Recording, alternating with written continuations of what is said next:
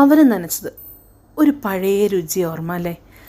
ഇന്ന് പല പല സ്നാക്കുകൾ നമുക്ക് ഈവനിങ് കഴിക്കാൻ കിട്ടുമെങ്കിലും ഈ അവൽ നനച്ചതിൻ്റെ സ്വാദ് അതൊന്ന് വേറെയാണ്. ഇന്ന് നമുക്ക് ആ സ്വാദ് കിട്ടാൻ ഭയങ്കര പാടാണ്. ഇന്നത്തെ കുട്ടികൾക്ക് ഈ ഒരു സ്വാദ് അറിയണമെന്നില്ല.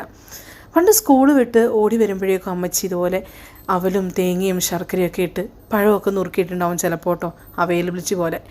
അതിങ്ങനെ തരുമ്പോൾ അതിൻ്റെ ടേസ്റ്റാണ് ഇന്ന് പെട്ടെന്ന് എനിക്ക് ഓർമ്മ വന്നത്. അപ്പോൾ ഒപ്പം ഒരു കഥയും കൂടി ഓർമ്മ വന്നു.